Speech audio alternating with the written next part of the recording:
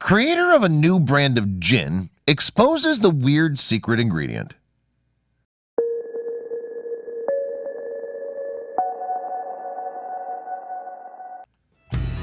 Some of the world's most innovative products were birthed from the strangest, most mind-boggling ideas. Remember the pet rock? It had the public laughing and its creator laughing all the way to the bank.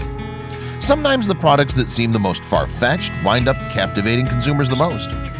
When a South African couple revealed the bizarre secret ingredient in their brand new gin, people laughed. No one in their right mind would buy that, consumers thought. And yet the creators pressed on anyway, convinced that they were about to change the gin game forever.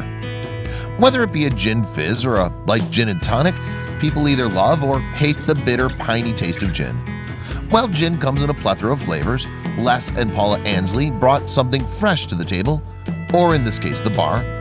When the couple visited South Africa Bottlerskop Game Reserve, which is a family-owned and privately operated animal reserve, they were captivated by its herd of beautiful elephants during the visit. They learned something peculiar. They were astonished to discover elephants only digest about 30% of what they eat. Their earthy bush diet consists of fruits, nuts, flowers, leaves, and bark, which means you could probably guess what's left over in their fragrant dung. In the center of the elephant dung clusters, you'll find a bulk of coiled, undigested botanicals, which left Paula with a raised eyebrow. She had her entrepreneurial thinking cap firmly on her head. Even after said visit to the reserve, Paula couldn't stop thinking about all that elephant poop. She was so consumed by her businesswoman thoughts that she promptly woke up Les one morning at 6 a.m. to unleash her crazy idea at him. Paula said to me, "Why don't we make gin from the elephant dung?" And I said, "Okay, let's see about it." Well, this exchange was both offbeat and funny. Was it possible that Paula was onto something? Hoping to include the flavorful, undigested bits of elephant dung as a star ingredient in their burgeoning gin recipe, the couple, who are professors of physiology and immunology, respectively, kindly asked for a bag of elephant feces from the reserve that inspired it all. The reserve complied with the request. Of course, Les and Paula knew that they would need to go through a few sanitizing steps before being ready for consumption. They dried, washed, sterilized, macerated, and re-dried the excrement to unveil pieces of vegetation.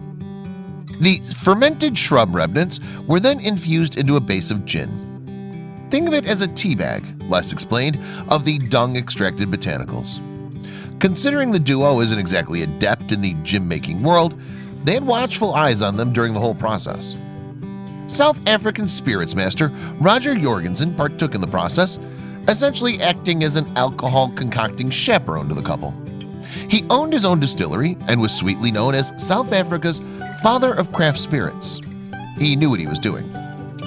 If you're going to make gin from crap, you can't make a crap gin, Les said of the painstaking process. The couple strove for perfection in a field that never asked for a crap flavor. Could they pull it off? They sure did. The Ansleys called their revolutionary brand Indlovu Gin, and the word Indlovu being Zulu for elephant. While their finished product sounds like a gimmicky gag gift, it proved to be the epitome of alcohol excellence. Famed gin aficionado and South African native Christine Parrott put in her 2 cents when it came to how Indlovu Gin stood up to its steep competition. Did we mention that Christine has sampled over 220 gins? She's oozing with booze knowledge. I've got 10, 15 staple bottles I always keep in my cabinet. Indlovu would absolutely be one of them. They've taken African botanicals and balanced it so well. To be able to make a gin neat says a lot, Christine explained. Liquor stores across South Africa and Europe, specifically Germany and Belgium, have had stampedes of consumers purchasing the poop-derived liquor. The ever-so-curious public has clearly spoken. While Indlovu Gin has been praised by both average Tom Collins consumers and booze enthusiasts alike, nothing proved Indlovu's legitimacy and prestige like it winning double gold at South Africa's 2019 Craft Gin Awards. The brand was kicking butt, taking names and cashing checks. Now the Ansleys collect the elephant dung from the reserve by hand.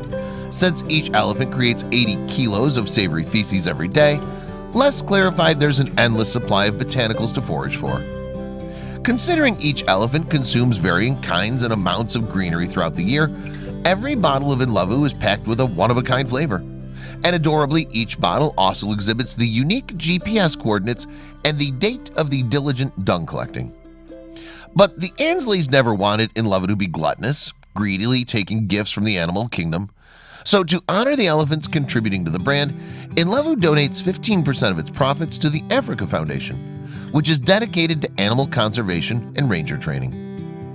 While you sip on your French 75 like a swanky gin connoisseur, you can feel good about your crunchy, animal-friendly decision and about that botanical motivated buzz. It's arguably easy to get past the whole feces thing.